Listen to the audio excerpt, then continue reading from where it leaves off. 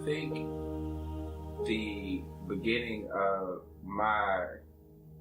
knowing or feeling or being depressed started when I realized that,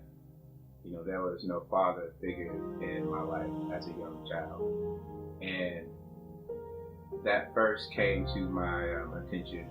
because my brothers and sisters, even though, their father wasn't in our house, but they had one, and I never got to see my father at all. And so I'd always cry and scream, I want my daddy, and try to find avenues of men to fill that void, and never really having someone to really fulfill that in my life. And my uncle, who was the closest to that, who got me working at a very young age and taught me work ethic, he died.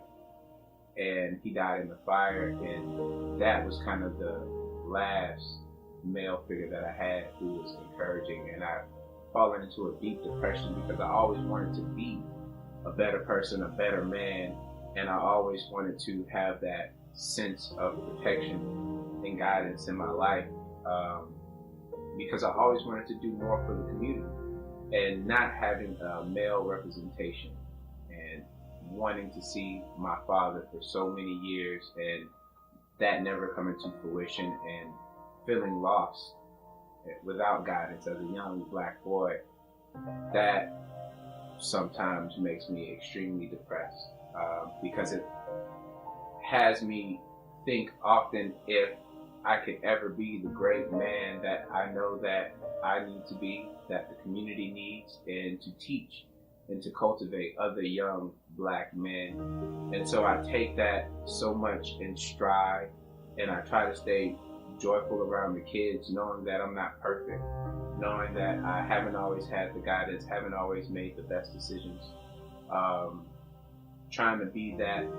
for them gives me a little bit of joy, but it also,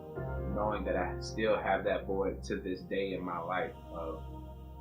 not having strong black men around, it makes my heart ache. And I can imagine if my heart is aching, how much heartache some of the young women and young black boys are feeling out there. And I don't want them to go through that same type of depression of not having someone present in their life to help them, guide them, and protect them, especially black male figures.